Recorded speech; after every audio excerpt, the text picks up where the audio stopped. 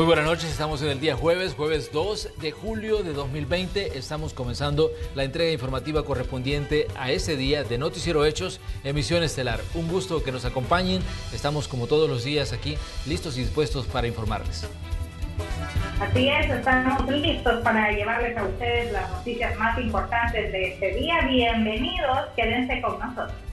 Así es, tenemos noticias del mundo deportivo, entretenimiento también para todos aquellos que son fanáticos del universo cinematográfico de Marvel, pues les tenemos una gran sorpresa, esto en los espectáculos. Vamos a iniciar con nuestros titulares, bienvenidos.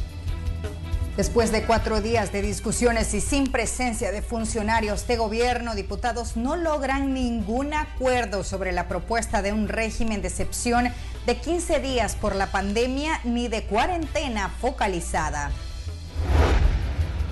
Mientras tanto, autoridades reiteraron que el sistema de salud está a punto del colapso y rechazaron una cuarentena focalizada. El Salvador registra 7,000 casos de COVID-19. Fiscal General anuncia reducción de labores en oficinas de la institución desde la próxima semana debido a la pandemia del coronavirus. Ya le contamos más.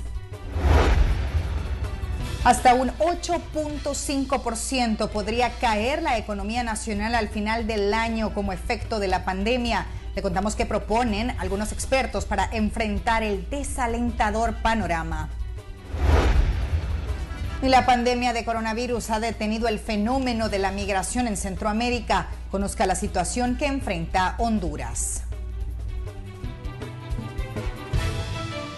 Bien, y vamos a comenzar revisando los datos que nos deja el tema del COVID-19, esta enfermedad que nos tiene pues en alerta a todos desde el mes de marzo, que nos llevó a una cuarentena y que ahora nos tiene pues a la expectativa de lo que está ocurriendo con este tema. Ahí tenemos la información a nivel global. La cifra sigue creciendo, la cifra de datos, la cifra de las personas que han sido sometidas a una prueba PCR y que al final les ha dado positivo. Son 7,000 de acuerdo a este informe que tiene ahí y que está siendo publicado por esta página del gobierno. 7,000 salvadoreños que han dado pues en este caso pues positivo a COVID-19.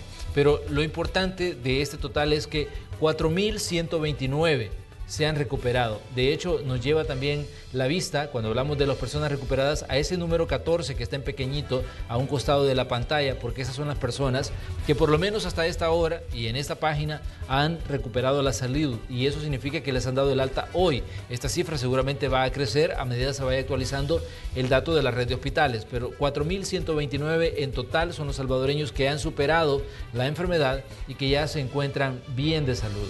La cifra también que nos tiene muy pues a la expectativa es el de los fallecidos. Estamos casi por llegar a los 200 muertos, son 191 las personas que han muerto en El Salvador luchando contra el COVID-19. Los casos activos, 2,680.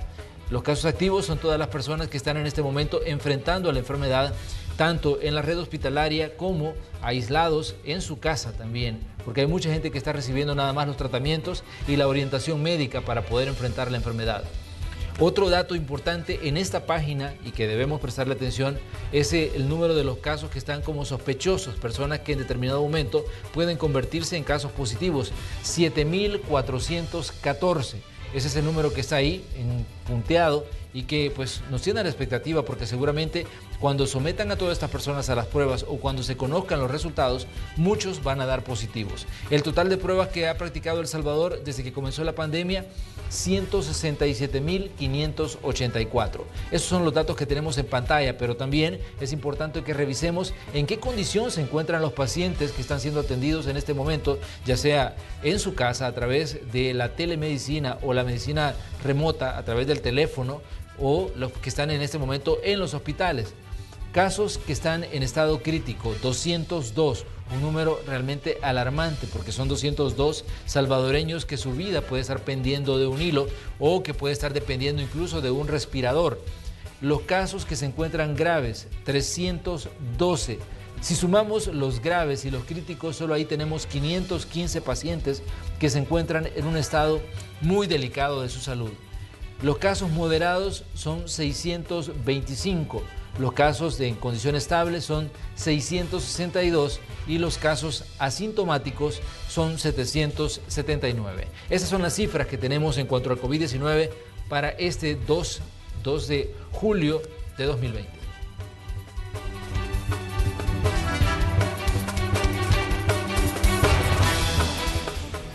Bien, y vamos a detallarles otras noticias. Vamos a ir hasta Casa Presidencial porque ahí se encuentra el periodista Luis Alberto López para informarnos sobre la conferencia de prensa que recién ha finalizado, donde estaban funcionarios del Gabinete de Salud. Buenas noches, Luis. Cuéntanos qué es lo que han dicho. Hay información alarmante que surge de la situación en los hospitales. Muy buenas noches, informarles que hace algunos momentos ha finalizado una conferencia de prensa en Casa Presidencial con algunos funcionarios del Ministerio de Salud y la comisionada presidencial Carolina Recinos, que por cierto, ella dice que estamos a un paso para que colapse el sistema hospitalario ante el incremento de casos y de emergencias de pacientes por coronavirus. Ellos reiteran que no apoyan la iniciativa de la Asamblea Legislativa de aprobar una ley con la cuarentena focalizada. Ellos reiteran que se necesita una cuarentena estricta de 15 días a nivel nacional. Vamos a escuchar parte de las declaraciones de la comisionada presidencial y del ministro de Salud. Estamos a un paso del colapso. Y están a punto probablemente de tomar una decisión unilateral que lo único que va a hacer es poner en peligro más la vida de la población. Aprobar esa cuarentena focalizada que proponen los diputados del Partido Arena, del Partido FMLN y el señor del PDC, el señor Parker, entre otros, es dejar a nuestra gente completamente indefensa, dejar a nuestra gente colocada ya ante un escenario de muerte. La única manera de poder disminuir esa tendencia son las buenas prácticas, es quedarse en casa, la información sobre la enfermedad y sobre todo el cuidado. En este contexto le pido a la población salvadoreña, a los medios de comunicación, a la Asamblea Legislativa, a la Corte, que por favor se sumen a trabajar, pero orientados con las estrategias para disminuir la exposición, pero disminuir la exposición de una manera contundente. Esa es la única manera que vamos a poder vaciar los diferentes hospitales y poder garantizar el acceso a los servicios de salud que hoy por hoy el país necesita. De aprobarse la ley en la Asamblea Legislativa, bueno, tendrá que venir aquí a las manos del presidente a Casa Presidencial. Y dentro de las posibilidades está que vete esa ley aprobada por la Asamblea Legislativa. Eso significará de que la población permanecerá siempre sin ley de emergencia para atender precisamente la pandemia del coronavirus. Esta información se la estaremos ampliando en las siguientes emisiones de Noticiero Hechos. Hasta aquí nuestro reporte y muy buenas noches. Un centenar de menores de edad se han contagiado de COVID-19 en el país. Hablamos con el presidente de la Asociación de Pediatría de El Salvador y él nos comenta cuáles son las recomendaciones y también los riesgos para este sector tan importante y vulnerable de la sociedad. Los niños no son inmunes a la enfermedad, ni tampoco quiere decir que un niño necesariamente no se vaya a complicar.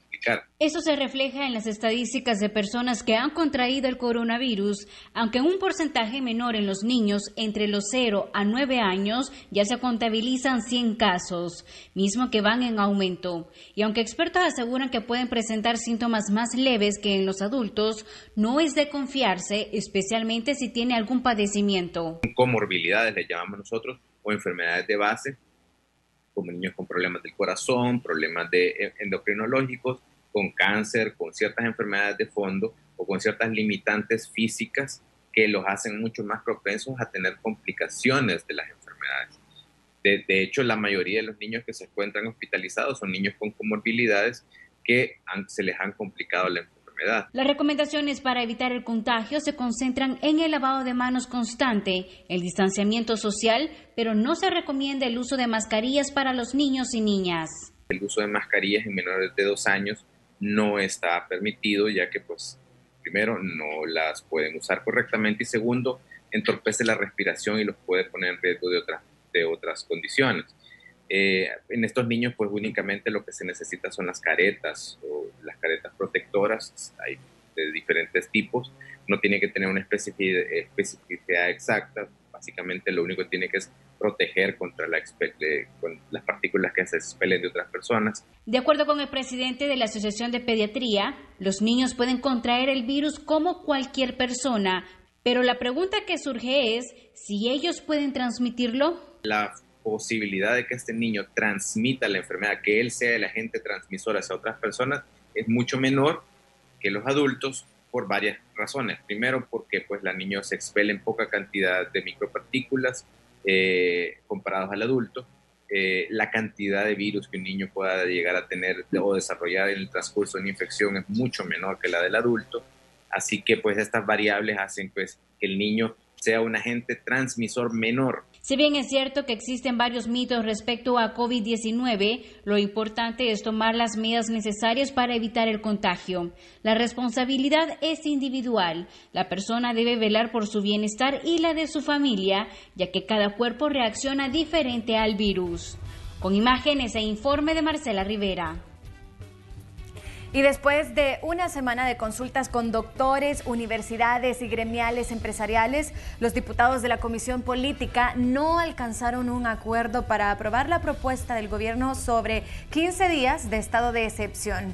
De acuerdo a los legisladores, no hubo un consenso sobre cuáles atribuciones darle al gobierno para regular la movilidad de la población. El Ejecutivo, recordemos, pedía que se limitara a nivel nacional los derechos de libre circulación, reunión y a mudarse de residencia. Sin embargo, los diputados dicen que la medida debe de ser focalizada. Al final de estas múltiples reuniones, pues no hubo ninguna aprobación y reclaman la falta de asistencia de funcionarios de gobierno. En 3 ocasiones no hubo respuesta para poder asistir. Entonces, sin información confiable, pretender establecer cercos sanitarios, corremos un enorme riesgo de que la misma Corte lo declare inconstitucional, porque no tenemos la información precisa de parte de la Autoridad de Salud. En la Ley de Protección Civil se establecen sanciones también, y también el Código. Entonces aplicarlas, volver a aquellos decretos que hemos anunciado antes y que en otros momentos fueron vetados, y hemos superado los vetos. Yo vuelvo a insistir que la sala tiene en sus manos el decreto 648, el decreto 661 ya, para ayudar a resolver esta controversia y tengamos una legislación mucho más integral, más completa. Y la Alcaldía Municipal de Soyapango, en conjunto con la Unidad Comunitaria de Salud, se han organizado para la ejecución de un plan de detección temprana de pacientes con COVID-19. ¿Cómo lo están haciendo? Escuchemos. El personal de la alcaldía lo que hace es tomar temperatura y abatizar en cada casa, va casa por casa, y ellos cuando encuentran una persona febril o consultan por síntomas de gripe o por diarrea, por fiebre, le llaman al personal de salud de la unidad de salud, que somos médicos y enfermeras, nos acercamos a la casa y empezamos a cuestionar, a preguntar los síntomas que ha tenido el paciente. Si aplica como caso sospechoso, le llenamos una hoja. Es el score, entonces empezamos a tomar los datos de ellos. Con estos datos lo que hacemos es abrir un expediente en la unidad de salud para ya catalogarlos como caso sospechoso y darle seguimiento. Y miembros de la Unión de Sindicatos de Trabajadores de Salud encabezaron protestas. Tatiana Funes nos cuenta cuáles son sus demandas. Llegaron frente a la Asamblea Legislativa para exigir la pronta aprobación del régimen de excepción, solicitado por el Ejecutivo para reducir el número de contagios de coronavirus. Que ellos aprueben una cuarentena, porque el pueblo pues lo necesita. El gobierno hará lo suyo con relación pues a aprovisionar de alimentos y todo lo que el pueblo salvadoreño necesite, pero no hay cosas que el gobierno no las puede hacer, ¿no? Como medida de presión también se concentraron en el Hospital Rosales y a las afueras del Hospital Benjamín Blum. Dentro de las peticiones de los sindicalistas también está el pago de un bono de $150 y la contratación de un seguro de vida para el personal de primera línea. Le exigimos a la Asamblea Legislativa, al ministro de Salud y al presidente de la República que se pongan de acuerdo para que empiece a hacerse efectivo el seguro de vida y se le haga el reconocimiento a las familias que han perdido prácticamente un trabajador de salud y que sea de manera retroactiva. Otra de las peticiones es que se habilite un área del Hospital El Salvador para la atención exclusiva del personal de primera línea que se encuentre en estado crítico a causa de COVID-19. Hospital solo para atender trabajadores de salud contagiados de carácter grave o crítico, o se delegue una ala del Hospital El Salvador para atender a nuestro personal. Estamos perdiendo trabajadores, médicos, enfermeras, anestesistas, terapistas, radiólogos. De salud estamos enfermando y muchos están muriendo. Hemos tenido muchas bajas a nivel nacional de todas las áreas de trabajadores de salud y quiero decirles que enfermos o muertos no podemos ayudar nosotros. Si las solicitudes no son escuchadas, continuarán ejerciendo medidas de presión similares a esta. Tatiana Funes, Noticiero Hechos. Y escuche muy bien, automedicarse sigue siendo una práctica común entre la población, aunque esto implique poner en riesgo nuestra salud. Especialistas hablan de las consecuencias que esto podría traer, más aún en medio de esta pandemia del COVID-19. No es nada nuevo que personas al sentir síntomas de alguna enfermedad prefieran automedicarse antes de consultar con expertos en salud, pero ante la emergencia por la pandemia esto puede hacerse más común por el temor a contraer el virus, pero más allá de ayudar a mejorar la salud de la persona, automedicarse puede jugar un papel en contra. Muchos ya están tomando algunos de los medicamentos de forma preventiva, pero esto es realmente grave. Porque cada medicamento, por simple que parezca, se debe de conocer el principio activo, los efectos deseados del medicamento, la dosis, la presentación, la concentración y lo que nadie toma en cuenta, los efectos secundarios. De acuerdo con el doctor Otoniel Sánchez, la automedicación puede incrementar la tasa de mortalidad con tratamientos basados en ibuprofeno. El uso de ibuprofeno o cualquier antiinflamatorio es un problema que en el caso del dengue u otras enfermedades puede causar complicaciones. El consumo, por ejemplo, de medicamentos sin prescripción médica correcta aumenta el riesgo de elevados efectos cardiovasculares como ataque al corazón, trombosis y accidente cerebrovascular. Y es que también resalta algunos errores habituales que se cometen en la automedicación con antibióticos, relacionado a la duración del tratamiento y el abuso. Está en la duración del tratamiento, con una interrupción prematura de la terapia que puede llegar a conducir a una resistencia bacteriana en el paciente.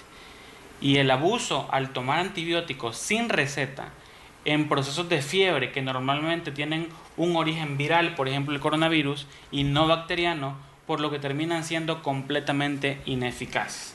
Recomienda consultar con expertos en salud antes de ingerir algún tipo de medicamento, ya que existen enfermedades como el dengue, chikungunya y Zika que presentan algunos síntomas similares al coronavirus. Este es un informe de Marcela Rivera.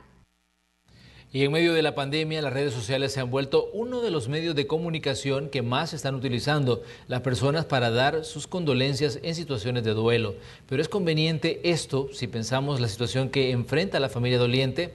Carla Goches ha investigado y nos muestra esta situación que se ha convertido en algo habitual. Cada vez que entramos a los perfiles que tenemos en redes sociales, conocemos de situaciones trágicas de personas que han muerto o de personas que están luchando contra la enfermedad.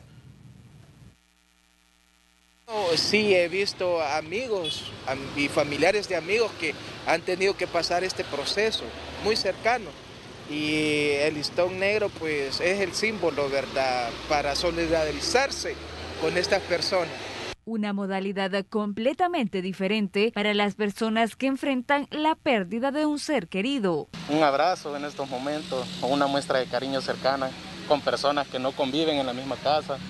También con personas que conviven en la casa es muy difícil. Yo creo que también debemos de ser conscientes, pero la pérdida de un ser querido siempre es dolorosa.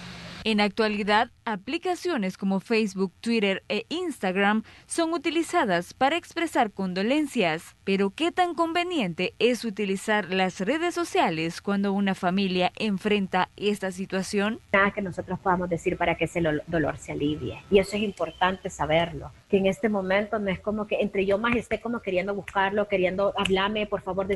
Hay que darle espacio también a la persona para que pueda sanar ese dolor. Sé que existen un montón de formas tecnológicas en que podamos expresar nuestro cariño, pero simplemente digamos, aquí estoy contigo. En el país, la cifra de muertes por COVID-19 ya supera los 191. Lo importante para los familiares de estas personas es buscar asistencia psicológica de inmediato. En el duelo, no es solo el dolor de la pérdida de la persona con la que te tenés que enfrentar, sino con algún sentimiento de culpa, lo que hubiera podido hacer, o sea, el egoísmo de decir yo te quiero aquí conmigo, o sea, quiero que estés aquí.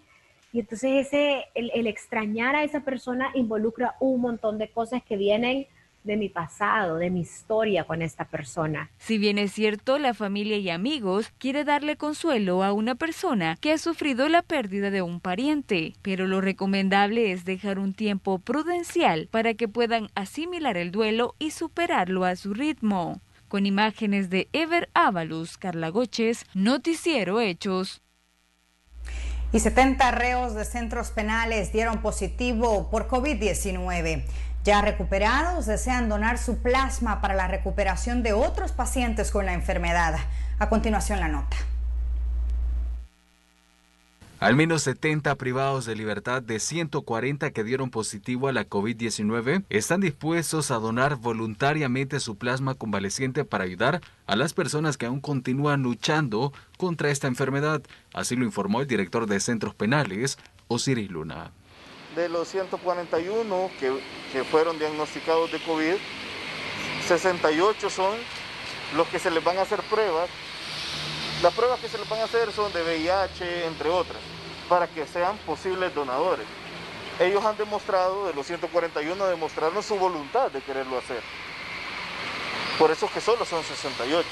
A la vez que de un total de 1.600 reos sospechosos de ser portadores del virus, 1.200 ya fueron descartados. El resto continúa aislado y bajo vigilancia médica. Se siguen practicando las pruebas, se han hecho cerca de 900 pruebas en todo el sistema penitenciario. Y para hacer poblaciones cerradas se ha hecho suficientes pruebas y se van a seguir haciendo siempre y cuando haya más sospecha. Debemos decirlo, una persona que es sospechosa puede ser por nexo también. En esa celda en la cual una persona salió positiva de COVID, todas las personas que lo rodearon o que participaban en programas con él, caben en la calidad de sospechosos y por eso es que se aíslan, no por otra cosa. Osiris Luna, director de Centros Penales, también descartó que el expresidente de la República, Elías Antonio Saca, haya dado positivo a la enfermedad, pero que está siendo tratado con medicamentos por dengue en el Centro Penal La Esperanza. La situación ahorita de la salud de él es estable a este momento. Como te dije, se descartó COVID, pero se diagnosticó dengue, que era lo que él tenía. Tuvo un cuadro febril hace una semana, 3 días, hace cerca de 10 días, y se le dio seguimiento como a todos. Y para evitar el contagio masivo en los recintos, el director sostiene que continúan con el tamizaje de las pruebas, además de que no se permitirá las visitas de los familiares. Los mismos privados de libertad saben y verdaderamente reconocen. Las personas que han estado aisladas y con síntomas, ellos reconocen que abrir ahorita para visitas sería una catástrofe en el sistema penitenciario. Por otra parte, el funcionario informó que continúan ampliando la capacidad de las salas para las audiencias virtuales de todos los reos del país, esto con el propósito de evitar más contagios. Con imágenes de Ever Ábalos, Nelson Quinteros, Noticiero Hechos. Preste mucha atención porque la siguiente información es para todos aquellos que nos sintonizan y que ya sanaron de COVID-19. A continuación vamos a conocer los siguientes casos donde se necesitan donantes de plasma. El primer caso es de Francisco Arturo Cabrera Mirón. Solicita donantes del tipo de sangre ARH positivo y si usted puede ayudar, puede llamar al número telefónico 7880-1106. Vamos a conocer otro caso y es el de Mauricio Enríquez. Necesita donantes del tipo de sangre BRH positivo. Para colaborar se puede comunicar al número telefónico 73 63 8903. También tenemos otro caso donde se solicita donantes del tipo de sangre ARH positivo. En este caso, usted puede llamar a los números telefónicos 6308-6147 y al 7878-1309. Son personas que necesitan de donación de plasma. Todas aquellas personas que nos sintonizan y que ya curaron de COVID-19, su solidaridad es muy importante en estos momentos. Vamos a irnos a nuestra primera pausa comercial y ya regresamos con más de Noticiero Hechos.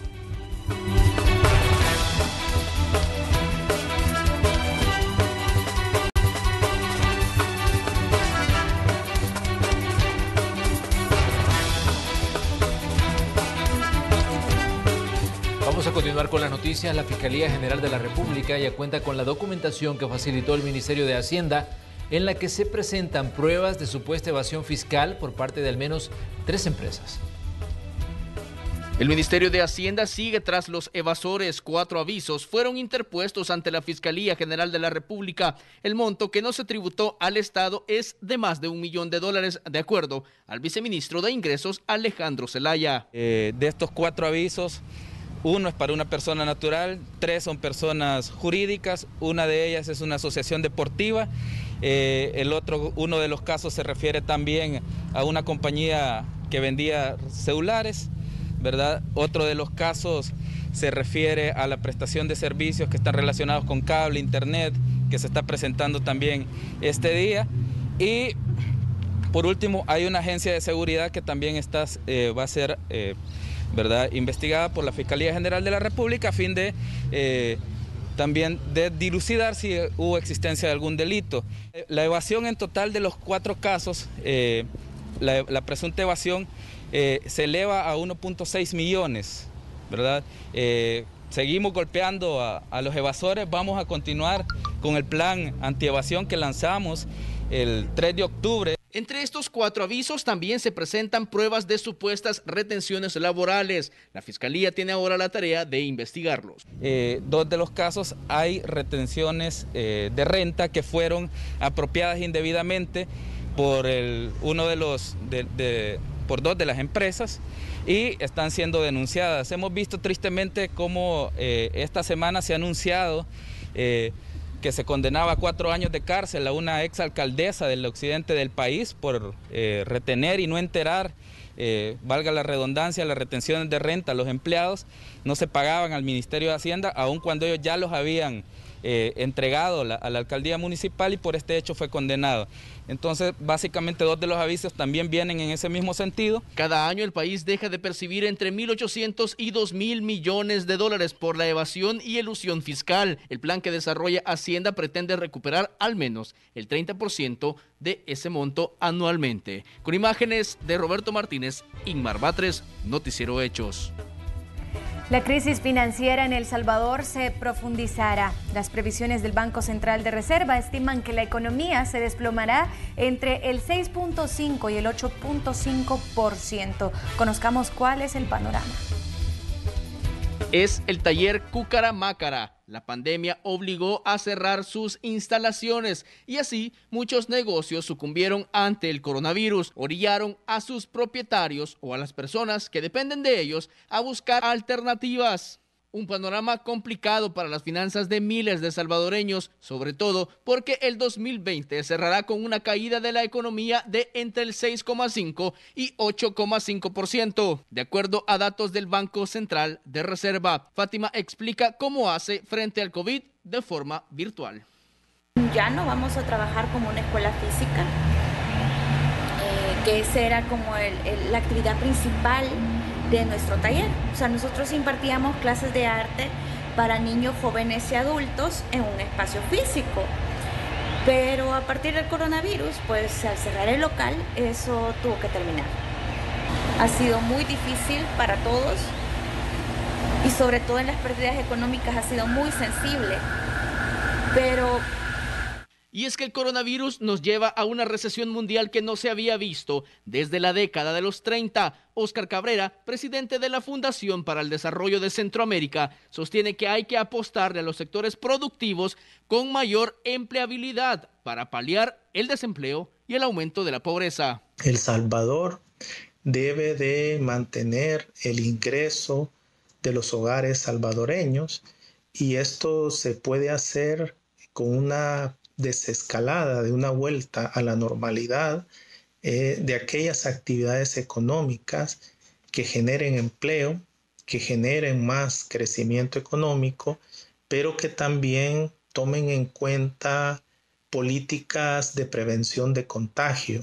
Las remesas y las exportaciones son pilares de la economía salvadoreña, pero ya empiezan a arrojar números desfavorables, sobre todo por la vinculación con nuestro mayor socio comercial, Estados Unidos, país que podría caer un 9% en sus finanzas, sostiene Ricardo Castaneda del Instituto Centroamericano de Estudios Fiscales. Y es donde provienen particularmente todo el flujo de remesas que tiene el país, que representa casi una quinta parte del Producto Interno Bruto, pero es donde nosotros enviamos nuestra mayor parte de las exportaciones. Por lo tanto, este año también se espera una caída significativa de las exportaciones y de las remesas, que de acuerdo al Banco Central de Reserva, en el caso de las remesas a mayo de este año ya se había experimentado una caída en torno al 12% y en el caso de las exportaciones una caída en torno al 24%.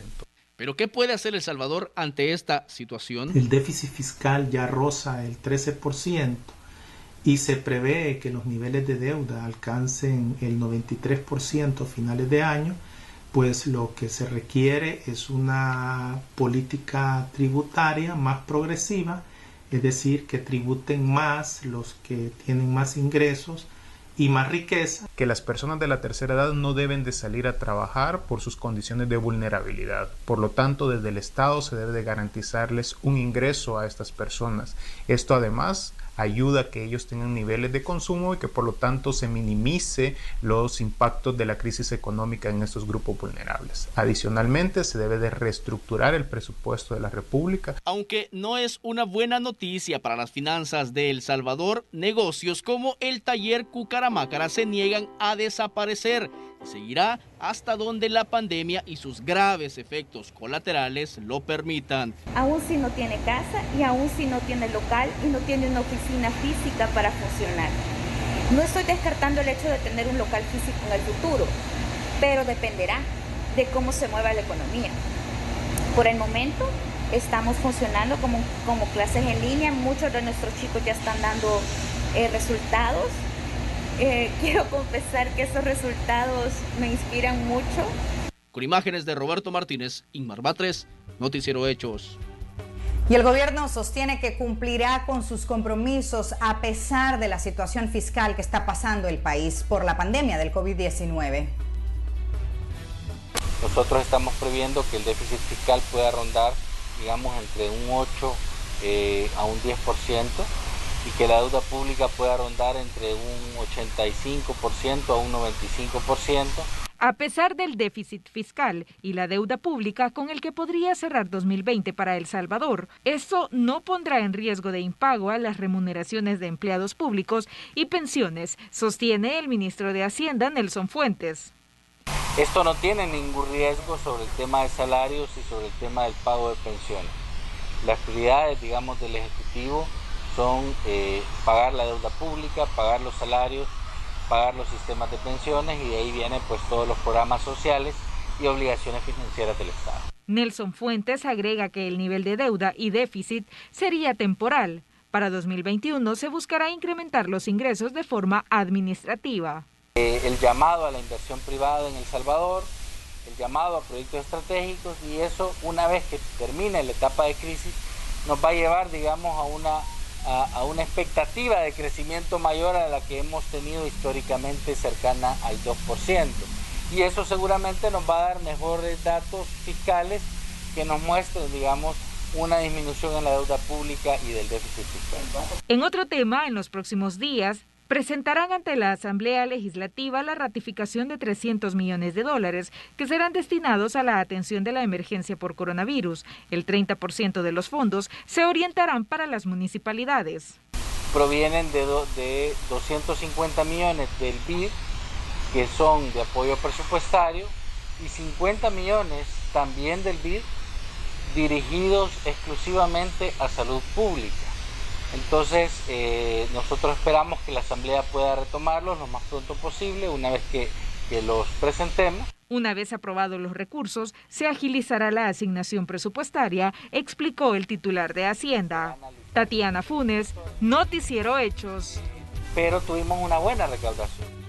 La ministra de Trabajo, Morena Valdés, dice que la fase 4 de reapertura de los 5 rubros turísticos, hoteles, restaurantes, parques recreativos, empresas de turismo y turismo internacional dependen de la evaluación del Ministerio de Salud y el Gabinete Ampliado de Salud. Si la evaluación, dice la ministra, tiene una tendencia positiva, el 6 de agosto se estaría reactivando el turismo en El Salvador. Además, hizo mención de las pérdidas que se han generado en el sector debido a esta situación sanitaria. Si todo sale bien, estaríamos iniciando la fase 4 el 6 de agosto, en donde se permitirá que todos los rubros del turismo, porque son 5 grandes rubros, puedan ya salir y ya puedan hacer todas sus acciones en cuanto a las actividades turísticas.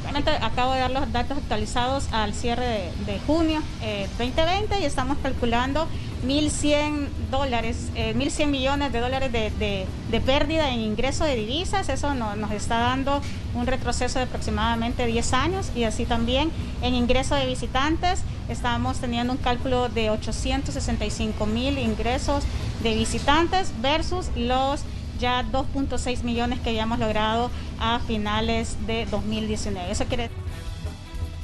Y si la gripe te va muy mal, toma Sudagrip, que tiene una familia de antigripales y poseen elementos necesarios para poder aliviar esos síntomas de la gripe y así poder descansar. Sudagrip lo puedes encontrar en farmacias, tiendas y supermercados de conveniencia más cercano. La vida es mejor sin gripe. Este es un producto de Laboratorios Pile. Y con esta información nos iremos a una pausa comercial. Ya regresamos.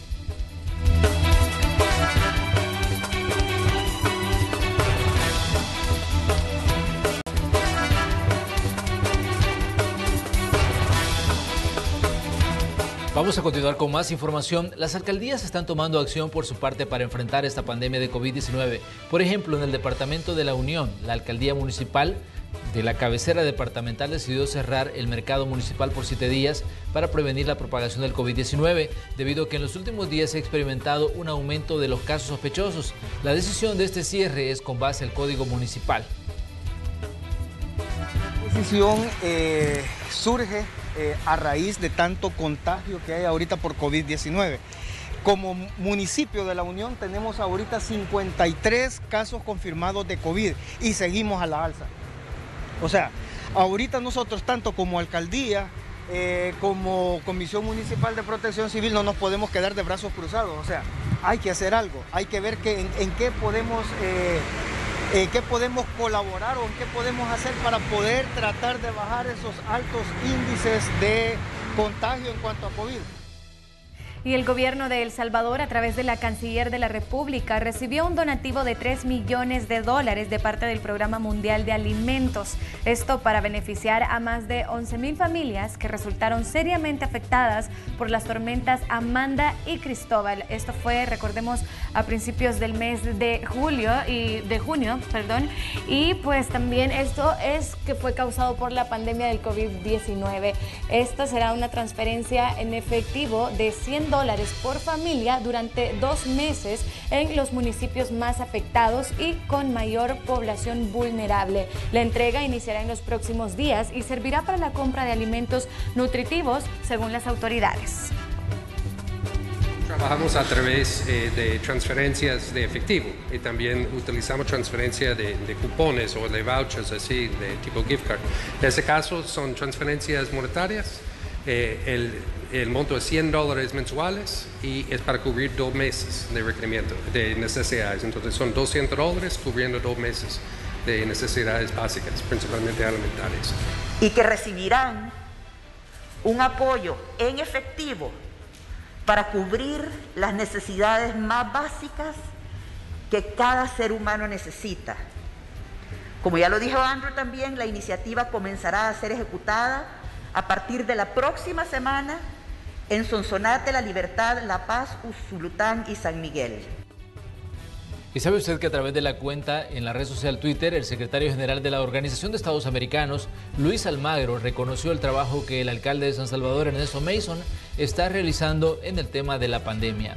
Almagro escribió: nuestro reconocimiento a Neto Mason, quien muestra el camino para que el espíritu cívico se imponga a la pandemia por COVID-19. El alcalde respondió escribiendo en su cuenta: gracias, estimado secretario, solo apartando nuestras diferencias, sumando esfuerzos y poniendo por delante a nuestra gente, podemos, como país y como región, superar la difícil situación que estamos enfrentando.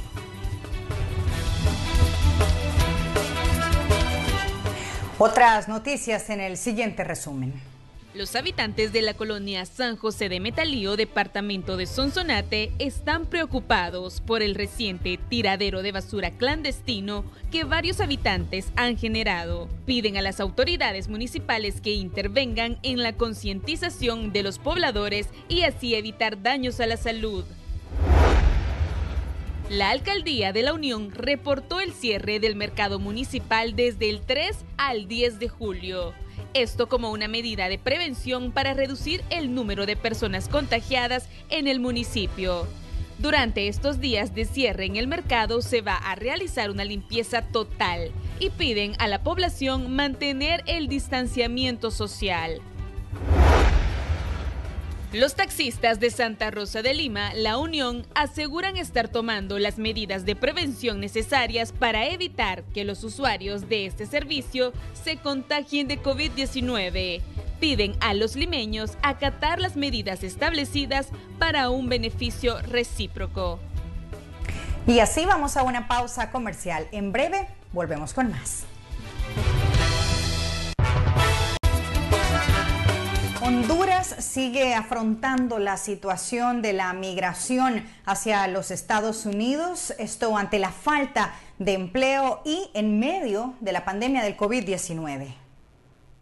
Más de 23,000 hondureños en lo que va del año han sido deportados procedentes de Estados Unidos, México y Guatemala a Honduras en medio de la pandemia de COVID-19. La falta de oportunidades laborales y un sistema de salud deficiente son sus razones para buscar migrar para sobrevivir. Organizaciones que velan por situaciones migratorias señalan que las condiciones no son favorables en el país. A pesar de que ellos conocen de que hay garantías suspendidas, de que no hay una libre movilidad, de que iban a ser frenados en las fronteras, creo que no podemos ser inconscientes en pensar de que puede más el hambre, puede más la necesidad, puede más como las ganas o la valentía de querer seguir adelante, y esto sin duda alguna nos muestra pues una situación difícil. Mientras, el gobierno de los Estados Unidos anunció un nuevo desembolso económico de $252 millones para evitar las migraciones. Expertos en economía señalan que debe existir una estrategia para dar oportunidades a los hondureños. Siempre y cuando se usen con transparencia, con la propia rendición de cuentas y no se dirijan a la corrupción y no se siga brindando la impunidad. Así que mucho va a depender de eso, hay que se reoriente realmente a dinamizar la economía del mercado nacional, del mercado interno, que se estimule a todo lo que es el autoempleo, el cuentapropista, para que genere un poco más de ingresos para su familia y así darle estabilidad social y política al país. En medio de la pandemia por COVID-19, otra caravana migrante de 80 personas salió de Honduras rumbo a los Estados Unidos, buscando empleo y salud, a pesar de que las fronteras están cerradas. Oscar Ortiz, Voz de América, Tegucigalpa. Y a pesar de los riesgos de contagiarse de COVID-19 en Nicaragua, los defensores de derechos humanos continúan con su trabajo. Veamos la siguiente nota. Equipados con algunos accesorios y ciertos productos de higiene, este grupo de activistas de derechos humanos no ha dejado de brindar acompañamiento a los ciudadanos que denuncian ser víctimas de agresiones o despidos injustificados por parte del Estado de Nicaragua. Lo hemos hecho con los médicos, lo hemos hecho con algunas personas que nos han llamado y hemos estado presentes. Nos movilizamos al territorio, lógicamente con nuestra protección, con mascarilla, con este protector. Constantemente tenemos aquí un protocolo para ingresar a la oficina, como lavarse las manos. Pero los artículos de protección no son suficientes para los activistas de la Comisión Permanente de Derechos Humanos, pues consideran que asistir a los juicios de los reos que representan conlleva a un riesgo de contagio, razón por la que piden al Estado que suspenda las audiencias. El mensaje sería de que el gobierno detenga que se sigan continuando las celebraciones de audiencia y de juicio para evitar una situación de contagio del COVID-19. Sin embargo, detener las labores de las instituciones estatales no está en los planes del gobierno. Las autoridades consideran que han hecho un buen manejo de la emergencia, motivo por el cual ven innecesario declarar una cuarentena nacional. La labor heroica de los trabajadores de la salud, que avanzamos procurando sobre todo que la vida sea cuidada como el don de Dios que es. Hace más de un mes, la Organización Panamericana de la Salud calificó como inadecuado el manejo de la pandemia en Nicaragua. Donaldo Hernández, Voz de América, Managua. Al menos 24 personas murieron y 7 resultaron lesionadas después de un ataque armado en Guanajuato, México. Este hecho ocurrió en un centro de rehabilitación para personas adictas a las drogas. Y hoy el presidente Andrés Manuel López Obrador se refirió a este ataque.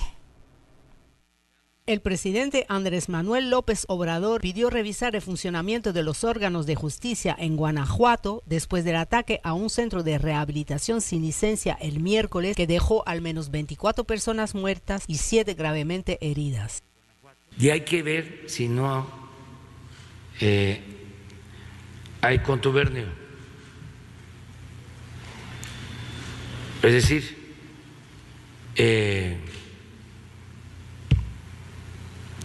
asociación delictuosa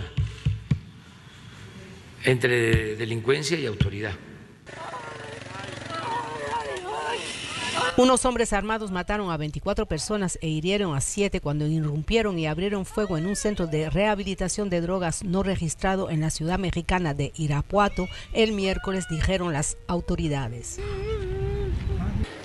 El estado de Guanajuato, en el centro de México, donde se encuentra Irapuato, se ha convertido en el más violento del país a raíz de una sangrienta batalla territorial entre el cártel de Jalisco y una banda local.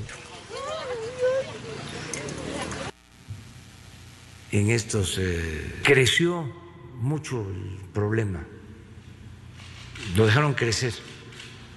De acuerdo a la policía, 3 de los 7 heridos se reportaron en estado grave después del ataque.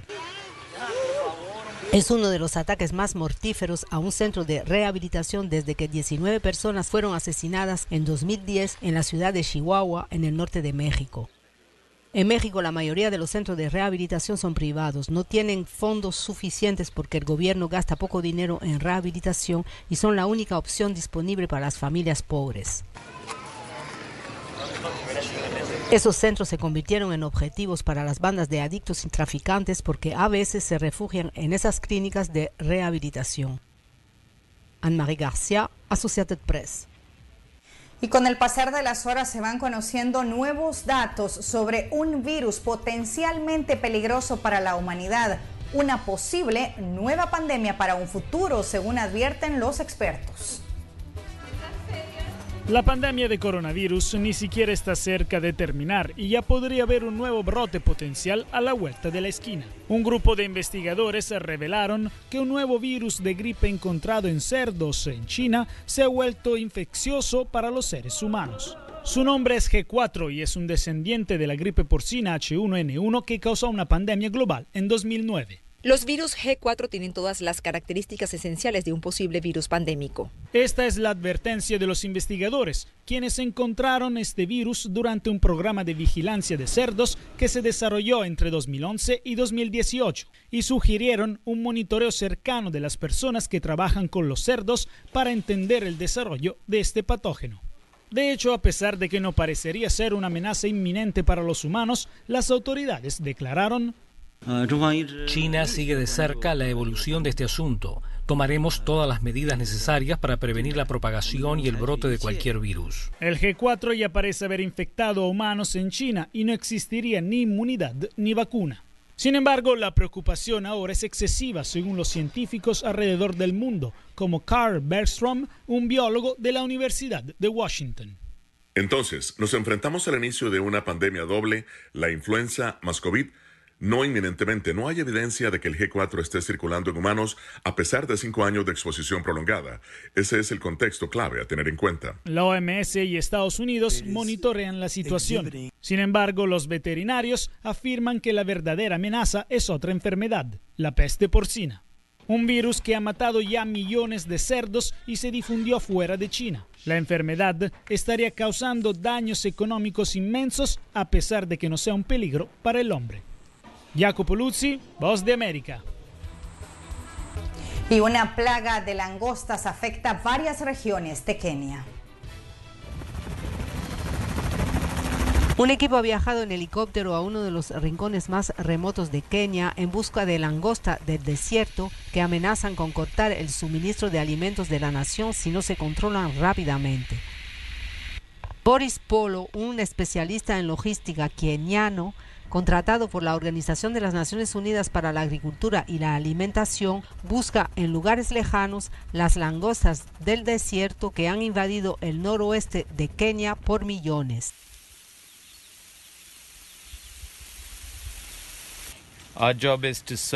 Nuestro trabajo es inspeccionar y buscar áreas densas de infestaciones de langostas del desierto por las cuales marcamos, rociamos bloques con coordenadas GPS y luego enviamos aviones de ala fija para rociar las langostas. En el condado de Turkana, la tripulación encontró langostas demasiado jóvenes para volar y llamará a un avión de fumigación para evitar que crezcan y aprendan a volar. Esta es la única vez que el equipo tiene la oportunidad de luchar contra una infestación. Las infestaciones de langostas constituyen una amenaza para el ganado y para la alimentación de la población de Kenia. Estas infestaciones son bastante serias. Kenia en 2020 ya ha sufrido bastante con las inundaciones, por supuesto COVID-19 y ahora las infestaciones de langostas del desierto que parece que encontramos por todas partes, dijo Polo.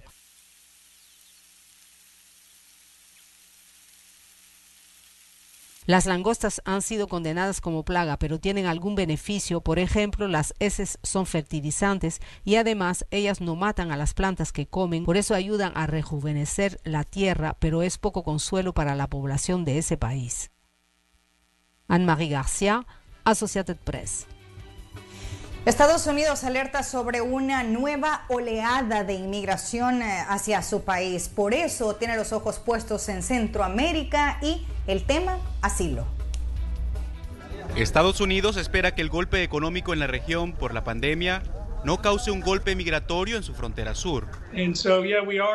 Sí, lo estamos. Estamos atentos a eso. Estamos en conversaciones con países socios en todo el hemisferio sobre cómo podemos cooperar para crear empleos y oportunidades. El miércoles, un juez federal revocó la política de la administración Trump que prohibía la obtención de asilo en la frontera sur si el solicitante no lo hacía antes en un tercer país. Pese al revés, Hugo Rodríguez, secretario de Estado adjunto de Estados Unidos para Asuntos del Hemisferio Occidental, defiende los acuerdos alcanzados en 2019 con países del Triángulo Norte. La mejor manera de pensar acerca de nuestra cooperación con Guatemala y con Honduras y El Salvador es nuestro deseo es que las personas que realmente necesitan apoyo de asilo puedan encontrarlo más cerca de casa. Entonces, lo que esta administración se ha centrado mucho es en desarrollar la capacidad en esos países para ofrecer ese apoyo en la región, de modo que el primer lugar donde encuentre ayuda no esté acá en la frontera de Estados Unidos, está en su vecindario y está más cerca de su hogar. El acuerdo de asilo se encontraba pausado en Guatemala debido a la pandemia. Por ahora, Washington también se enfoca en ofrecer ayuda financiera, la más reciente de $252 millones. Una nueva caravana de migrantes partió de Honduras a finales de junio y tiene como objetivo llegar a Estados Unidos, donde los trámites migratorios están suspendidos debido a la pandemia. Jorge Agobián, Voz de América, Washington.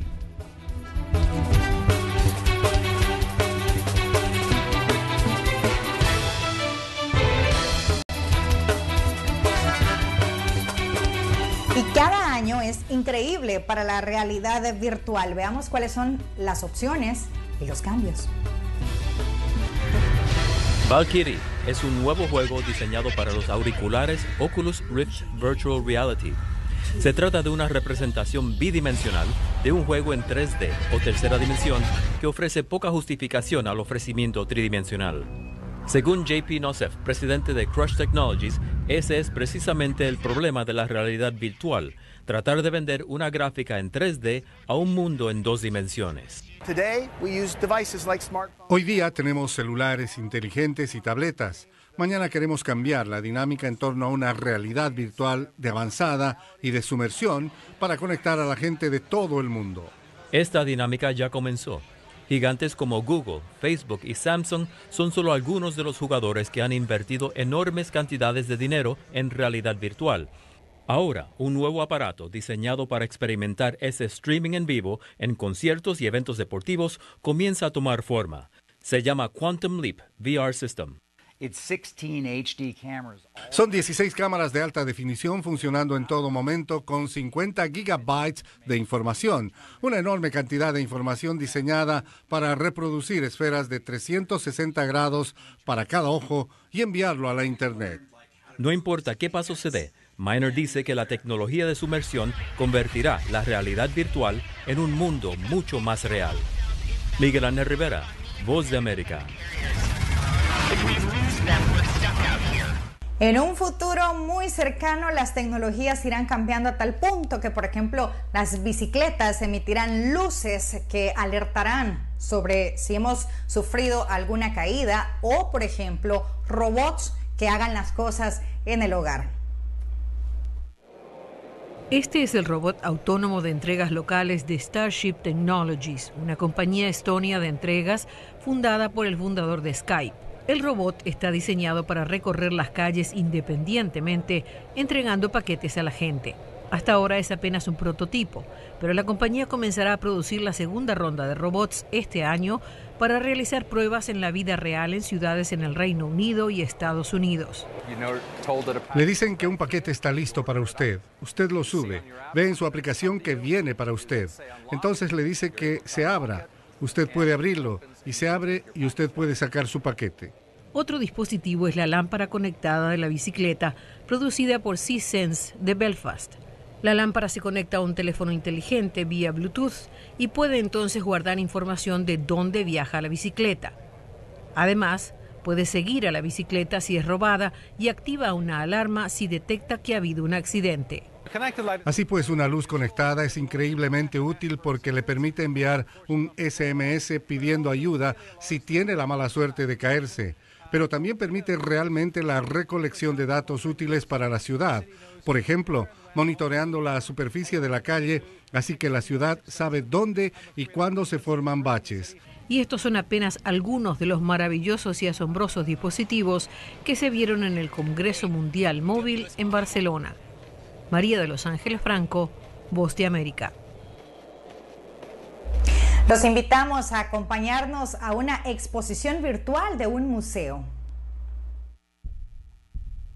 El Museo de Arte Contemporáneo de la Universidad de South Florida se aventuró a ensamblar la primera exposición digital. Para el curador Cristian Viveros Faune, la pandemia está reformando la expresión artística. Cuando pasamos épocas de crisis, muchos de nuestros símbolos se recontextualizan y muy a menudo inclusive se resignifican, ¿no? Llegan a tener otro significado o se les añade un significado más. La exposición denominada La vida en tiempos de guerra, arte en la era del coronavirus busca fomentar el diálogo y conocer la visión de los artistas. Entre ellos, Narciso Martínez, quien durante años trabajó como jornalero. Mis dibujos son como portal, ¿no? para expresar esas experiencias. Una voz, ¿no? Una oportunidad para platicar sobre estas cosas, honorar a las personas que trabajan en el campo y hacerlas sentir que son dignas de ser representados en arte. Las obras que surjan en este periodo serán fundamentales para entender la experiencia humana, afirmó el curador, quien añadió la importancia de hacer conciencia sobre las dificultades que están atravesando los artistas. Está causando estragos en las industrias de la cultura. Es decir, hablamos en plural porque también está ocurriendo en la música, está ocurriendo en el teatro, de la misma forma también está ocurriendo, digamos, en las artes visuales. Desencadenar ideas, historias y diálogos que apelen a la razón y a la emoción es uno de los objetivos de esta exposición, que irá evolucionando con la incorporación de nuevos artistas. Alonso Castillo, Voz de América. Estamos llegando al final de esta entrega informativa de Noticiero Hechos. Como siempre, muy agradecidos que nos permitan contarles las noticias. Mañana, primero Dios, estaremos aquí una vez más para hacerlo nuevamente, traerles a ustedes un panorama de lo que pasa a nivel local y a nivel internacional. Por supuesto, siempre hacerles el llamado también a todas aquellas personas que ya curaron de esta enfermedad del COVID-19, que puedan donar su plasma, puedan donarlo a aquellas personas que lo necesitan. Todavía se hace este llamado, y también aquellas familias que necesitan hacer ese llamado, pues cuenten con Noticiero Hechos. También nuestras redes sociales están las 24 horas recibiendo ese tipo de información, y nosotros con mucho gusto la compartimos para que sus familiares puedan recuperarse, primero Dios, pronto. Que descansen.